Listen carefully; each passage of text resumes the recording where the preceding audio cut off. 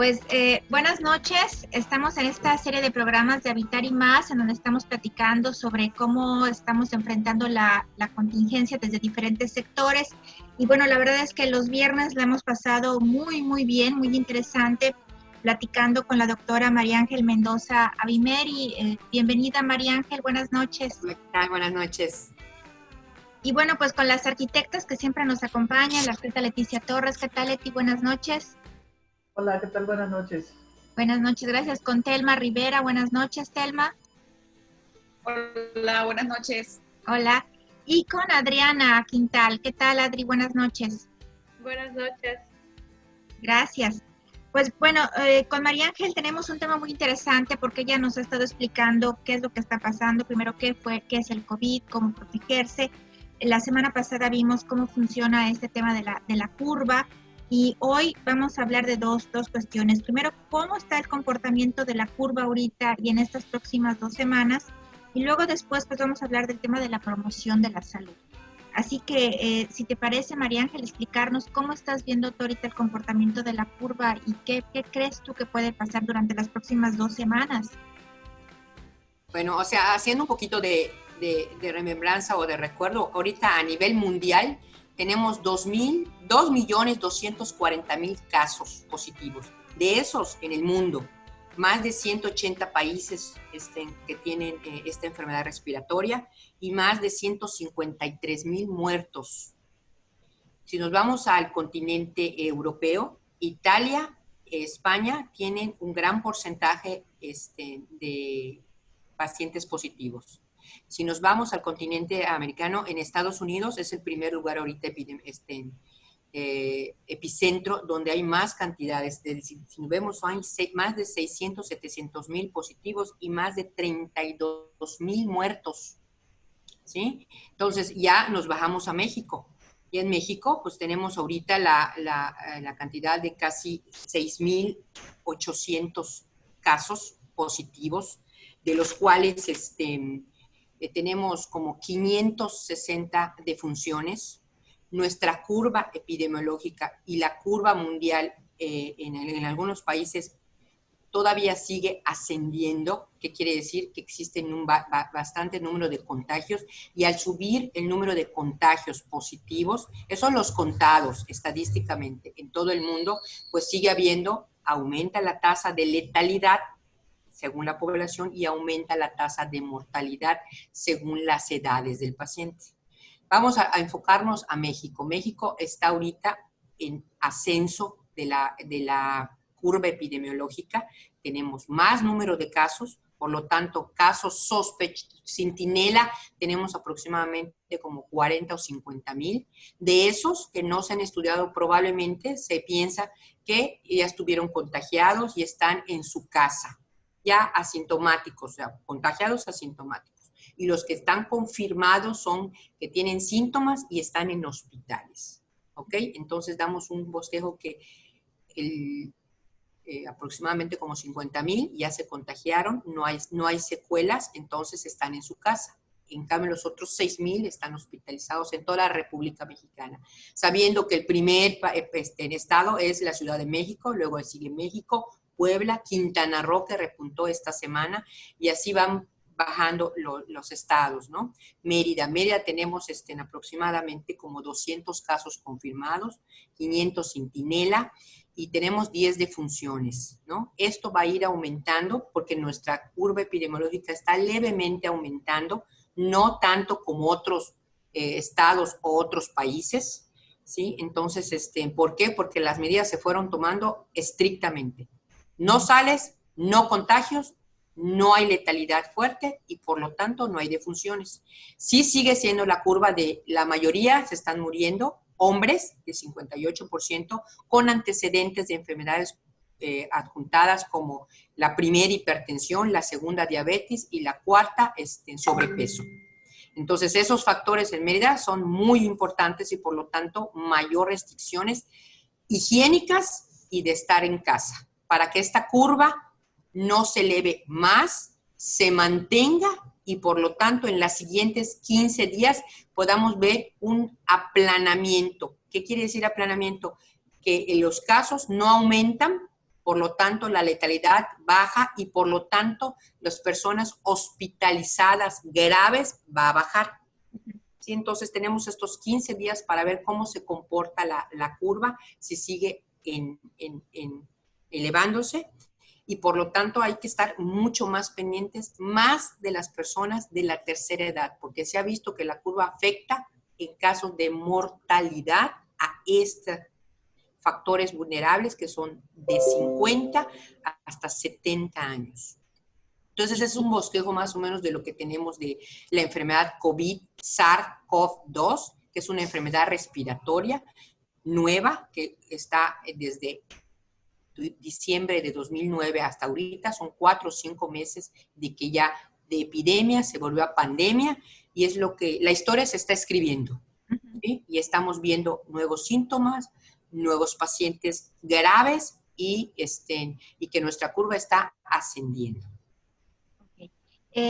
En días pasados, bueno, el gobernador decía que el pico lo vamos a tener aproximadamente entre el 27 y el 30 de abril. O sea, ya estamos hablando dentro de semana y media aproximadamente, ¿no? Y ahorita, bueno, apenas hace un par de días, el subsecretario de Salud, López-Gatell, pues anuncia de que esta cuarentena se va a alargar hasta el 30 de mayo. O sea, estamos hablando que nosotros podríamos alcanzar el pico a finales de abril y después de eso nos queda todavía un mes de control y de restricción para ver cuál es el comportamiento de esa curva. Es correcto. Esto lo están viendo porque la gente en toda la República, la mayoría, no está aislándose. Está haciendo reuniones, está en los mercados de cualquier estado, tú puedes, de algunos, siguen vendiendo, siguen teniendo la actividad comerciante y eso pues te orienta a un país decirle, bueno, lo estimado que yo espero si se quedan en su casa es esto, pero si no se quedan en su casa, no hacen las estrictas, esta curva epidemiológica va a aumentar. Entonces, por eso si todos nos mantenemos en nuestra casa y no salimos, y la curva se espera que se aplane, pero la gente no está, la mayoría no está obedeciendo las restricciones de quedarse en su casa. Entonces, eso te da una idea de que si sigue ascendiendo la curva, pues hay que tomar medidas más drásticas. Ahorita la medida de quedarte en tu casa, no alcohol, se ha visto que el alcohol ha aumentado las complicaciones y los problemas de salud mental en las familias y más en las familias de aquí que están acostumbradas, la gente del municipio, a que la mayoría pues tiene cierta actividad alcohólica, ¿no? Entonces, el alcohol lo restringieron. El salir lo restringieron, las medidas higiénicas restringidas, ¿no? Y ahorita la obligación del tapaboca, ¿por qué? Porque la gente está saliendo. Entonces, ¿cómo puedes evitar que no contagiar? Pues con el tapabocas y usar las medidas higiénicas. Por eso es obligatorio que tú sales de tu casa a pie o en coche, el tapaboca. Y así, mientras la curva no siga bajando, se van a establecer nuevas reglas obligatorias y fábricas que seguían trabajando, fábricas que hace la semana cerraron 2 o 3 fábricas de plástico que seguían trabajando clandestinamente con la irresponsabilidad de contagiar a sus empleados, maquiladoras que siguen trabajando en Baja California, maquiladoras, estamos hablando de cientos de gentes. Los penales, en los penales también hay casos positivos. Entonces, esas medidas que van surgiendo en el transcurso que se está haciendo esta pandemia, pues se tienen que tomar en el momento, restringir para que esta curva pues no nos afecte a la mayoría de la población mexicana. Claro, claro. No sé si alguno de ustedes tiene alguna pregunta sobre el comportamiento de la curva, arquitectas. Yo quería comentar específicamente sobre los penales, sobre el cerezo, ¿no? Con esta característica en México que tenemos, que hay una sobrepoblación en cada uno de ellos, ¿no? O sea, ¿hay algo en específico que se esté haciendo en estos lugares? Porque es una bomba de tiempo, ¿no? Por la sobrepoblación que existe. Es correcto. Ahorita, pues, lo que están tomando el gobierno es que los pacientes que probablemente sí tengan, hacerles los análisis, quitarlos de ese lugar y o a las personas sanas, trasladarlas a lugares o a penales donde no haya COVID-19 contagios para aislarlo.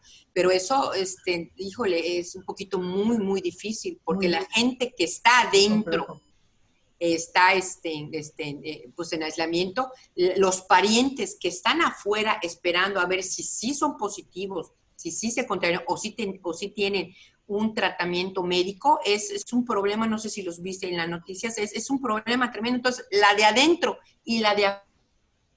Entonces, lo que queremos evitar es eso. Entonces, se están llevando, por lo visto, algunas medidas de aislamiento de los pacientes que son positivos y están sacando a todos los pacientes que no están contagiados y los están poniendo en lugares donde no hay positividad. Pero yo considero que debe de haber más restricciones porque, como usted dice, es una bomba de tiempo porque están en aislamiento. En cada celda hay 3 o 4.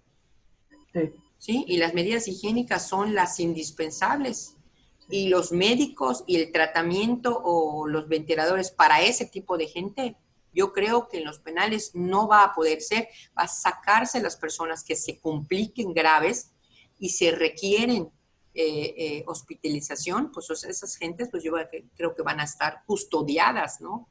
Ahorita acaban de abrir el siglo XXI, lo están arreglando para esperar más de 1,000 gentes allá, para si se saturan los sistemas de salud estatales, pues llevarlos allá. La están equipando, hay camas, hay ventiladores, hay todo, pero eso se va a ir viendo, al menos aquí en el estado de Yucatán no hay eso de los penales. En México y en otros estados sí hay, entonces están viendo la manera de cómo pues, evitar que se propaguen entre ellos mismos por el hacinamiento que tienen.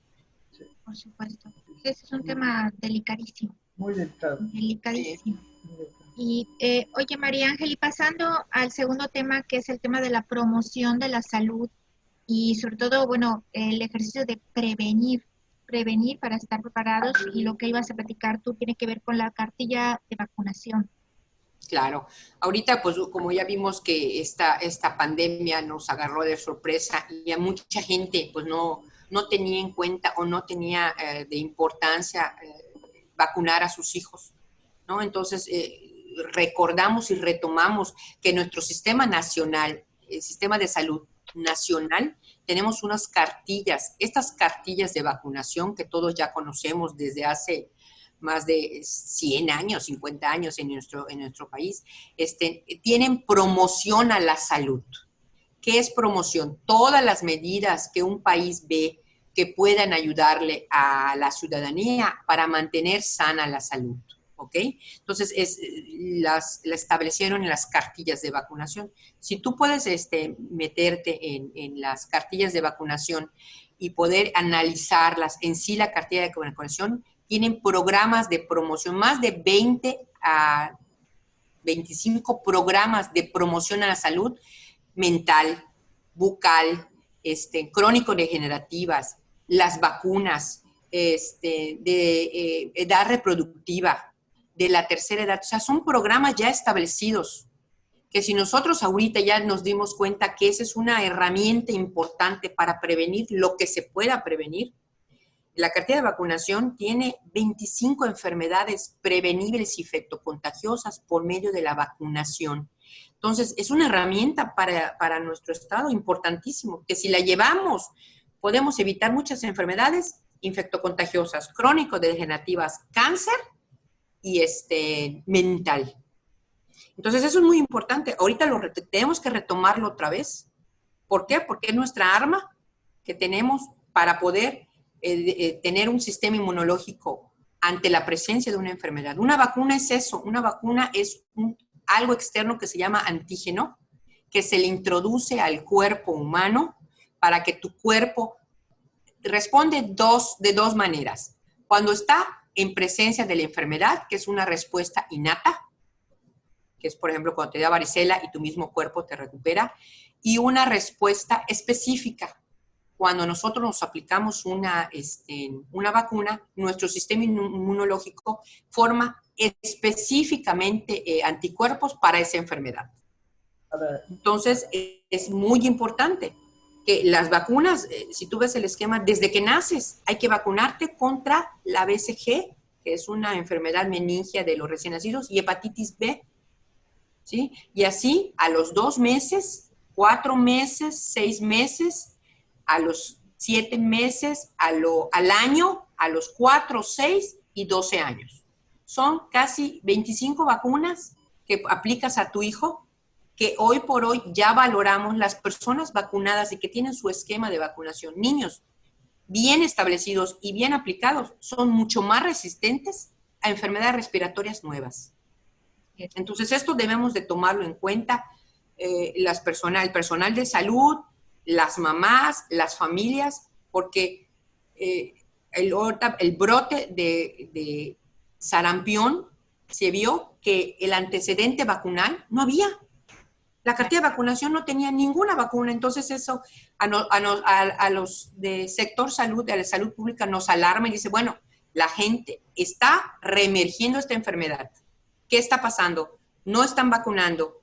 ¿Qué está pasando? ¿Por qué la gente de México no está vacunando a su hijo? Hay que reforzar los programas de promoción de la vacunación, decir que sí hay vacunas, que el sector salud a nivel institucional las está aplicando, ¿sí? Entonces, ¿qué hacer? Agarrar y aplicárnosla, llevar un control de promoción de la salud por medio de la vacuna. Entonces, ahorita se ha visto, y no sé si has investigado, yo sí he investigado sobre que la vacuna BCG es indispensable y tiene una ayuda cruzada contra el COVID-19.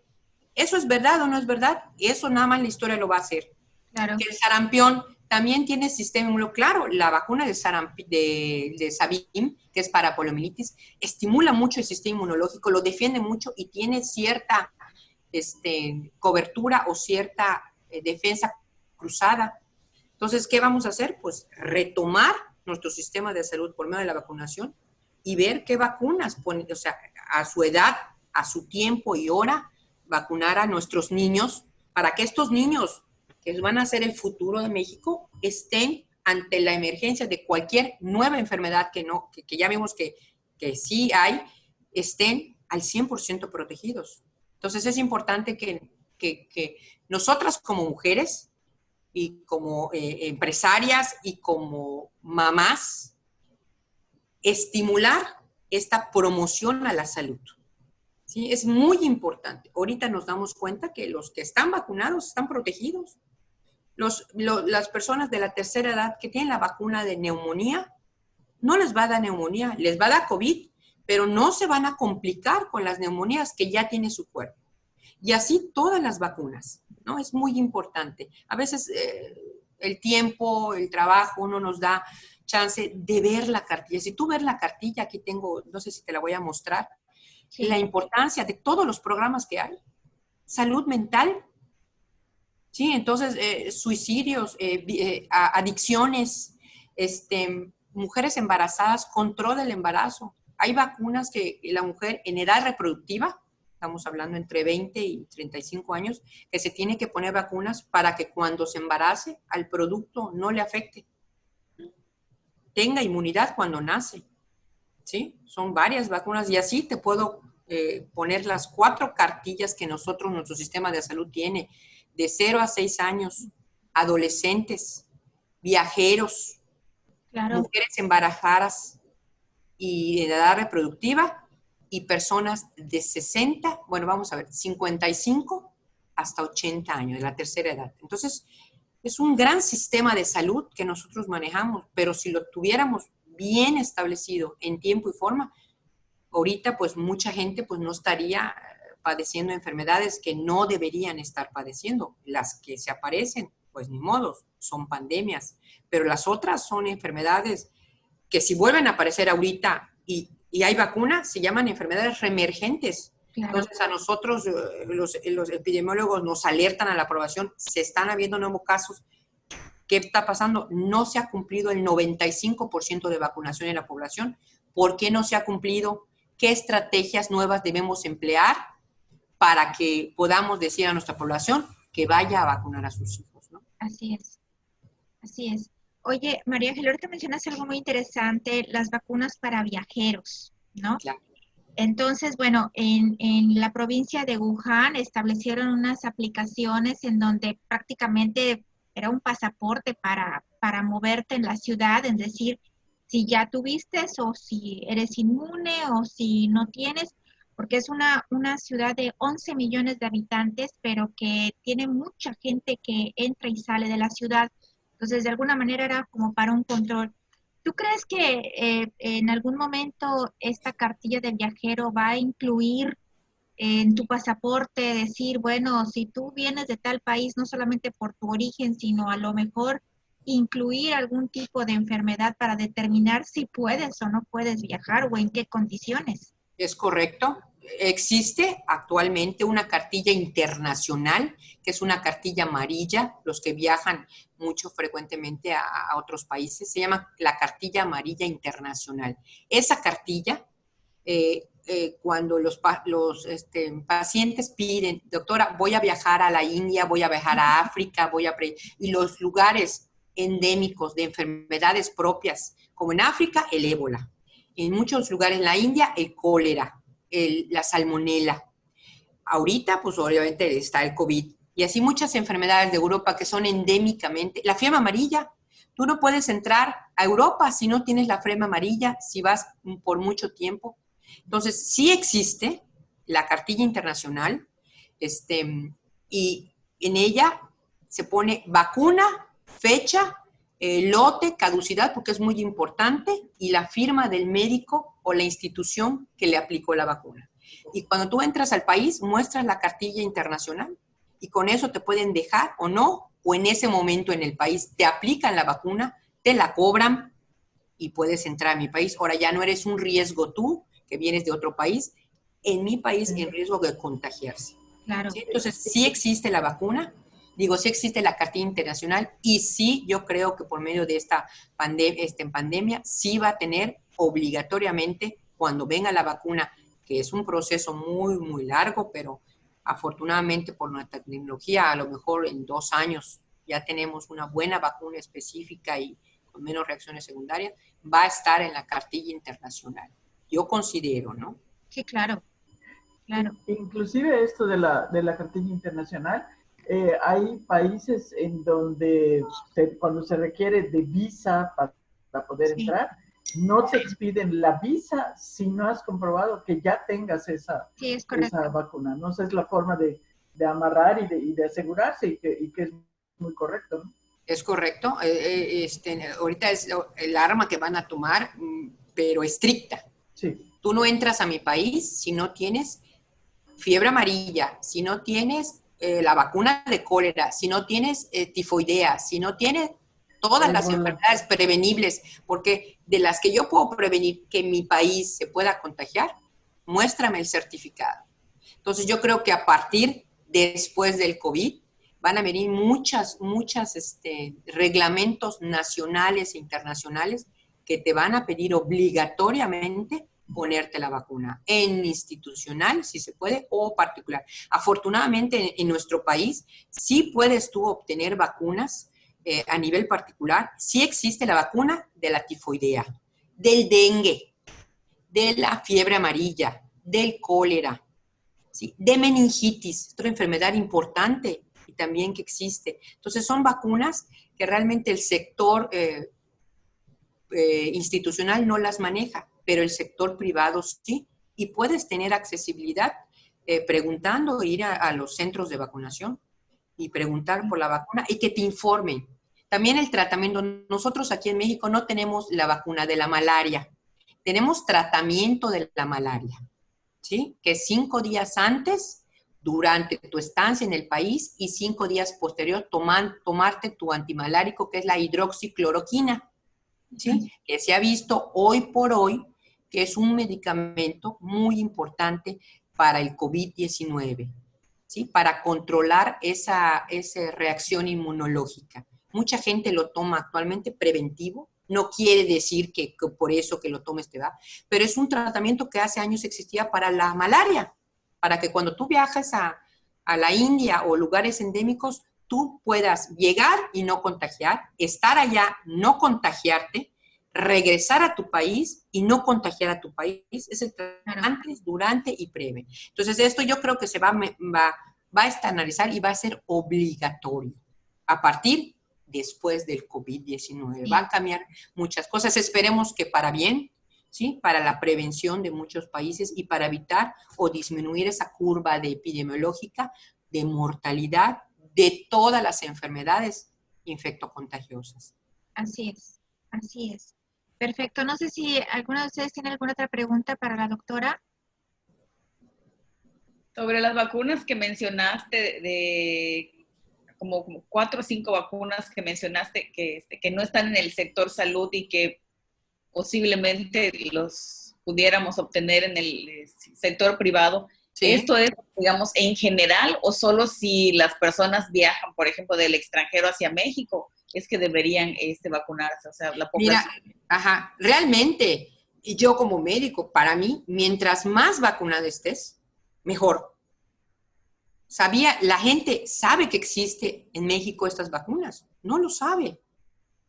Nada más cuando tiene necesidad de viajar y el país te lo pide. Hay una cartilla que nosotros manejamos que se llama cartilla del viajero, que las personas que se van un año a estudiar a cualquier parte del mundo, el país te dice, si no tienes estas vacunas que son específicas, meningitis, hepatitis A, hepatitis B, poliomielitis, triple viral, la BCG, una prueba que se llama tuberculina, que es para saber si tú tienes tuberculosis y cuando llegues al país no puedas tener, o sea, pegar la tuberculosis, y varicela. Son obligatorias que tienen que ponerse aquí en este país para que pueda salir a Estados Unidos o a Europa. Entonces, mandas, te las aplicas. A nivel institucional, la vacuna de hepatitis A casi no la dan. La varicela no la dan. La tifoidea no la vas a encontrar a nivel institucional, ni el cólera, ni fiebre amarilla. Estas son nada más a nivel particular. ¿Por qué? Porque todavía el programa de salud de México no las pone en el esquema de vacunación, porque no las considera como prioridad. ¿Sí? Entonces, ¿por qué? Porque nuestro país realmente, pues, sí tuvimos una época de algunas enfermedades, pero como ya las controlamos, el país no considera indispensable vacunar al 95% de la población, ¿sí? Pero cualquier médico, epidemiólogo o infectólogo te dice que mientras más tengas vacunas, menor es la probabilidad que tengas enfermedades prevenibles por vacunación, ¿no? Las podemos conseguir en México, por supuesto. A nivel particular, por supuesto, existen muchos centros de vacunación o centros de vacunación del viajero que te proporcionan estas vacunas. No, desafortunadamente, pues no son gratis. Tienes que pagar porque es nivel particular. Pero las puedes conseguir, claro. Por ejemplo, en Estados Unidos, a los niños menores de 1 año, la meningitis es obligatoria. ¿Sí? Entonces, aquí en nuestro país no es obligatoria. En España es obligatoria. ¿Por qué? Porque hay casos de meningitis en menores de 1 año. Entonces, así te puedo decir en cada país qué es lo obligatorio. Ahorita yo considero que después de que pase toda esta pandemia, el sector salud a nivel de vacunación va a retomar, esperemos que retome y ponga en su esquema de vacunación más vacunas para evitar la propagación de enfermedades prevenibles y que en esta vaya incluida las que con año vayan viniendo, vayan surgiendo. Afortunadamente, nosotros no tenemos fiebre amarilla, que es una enfermedad que se transmite por el vector, que es el mosquito, es como el dengue. Uh-huh. Tenemos dengue, pero no tenemos fiebre amarilla importante como para decir que la población hay que vacunar. Entonces, son bombas, sí, que están allá alarmadas, o sea, que están allá, tienes que vacunarte, porque si no, cuando vayas a un país, por ejemplo, en Brasil es obligatorio cuando entres ponerte la fiebre amarilla, porque allá es un problema de salud pública, la fiebre amarilla, que es igualita a nosotros que el dengue, ¿sí? Tenemos el mismo vector, tenemos las mismas características ecológicas para transmitirlas y de flora y fauna, pero no ha sido lo suficientemente fuerte como para que sea un problema en el país de salud pública, la fiebre amarilla. Pero sin embargo ahí está latente. Ahí está latente. Como esta nos vino, porque es un virus nuevo, pues ahí está enfermedades prevenibles por la vacunación que están latentes. El dengue, tenemos casos de dengue en el país y hay la vacuna. Ustedes sabían que hay una vacuna que viene por 4 tipos de dengue. Pero esta vacuna no previene el dengue en sí, previene que te compliques con un dengue hemorrágico y que acabes en el hospital con disminución de plaquetas y una hemorragia y una complicación. Es lo que te hace la vacuna. El sector institucional no la maneja porque es una vacuna cara. Son 3 dosis, tienes que llevar 3 dosis. Pero esto, ¿quién te informa? No. Que existe, no existe un sector, realmente a nosotros nos ha costado mucho trabajo informar que existen vacunas y que tienen que tener periodos de constancia vacunar para que tú adquieras una inmunidad. Si no cumples con el número de vacunas que debe ser en niños y adultos, no vas a estar inmunizado. Entonces, para informar a la población es un poquito muy difícil, pero en eso estamos. Y seguiremos nosotros que nos dedicamos a la prevención.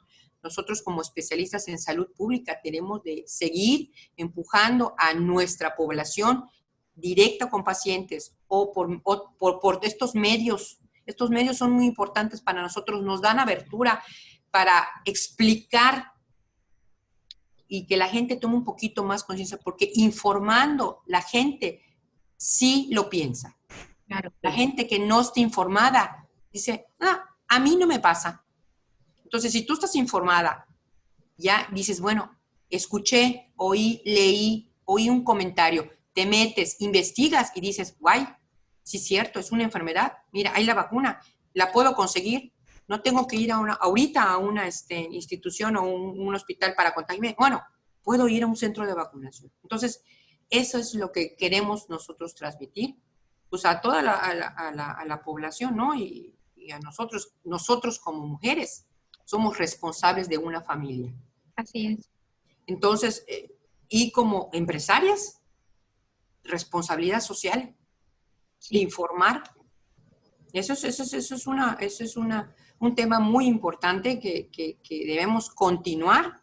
Ni modo, o sea, vamos a tener muchos obstáculos, pero tenemos que continuar con esto y en todos los medios.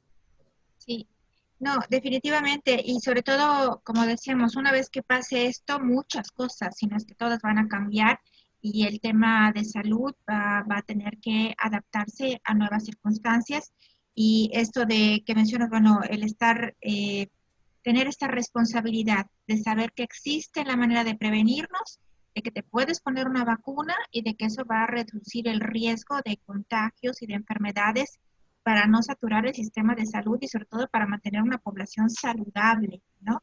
Y para generar una cultura para los que vienen, ¿no? Porque como dices, esos jóvenes o esos niños que no están vacunados, imagínate tú el día de mañana ante una situación más problemática, ¿no?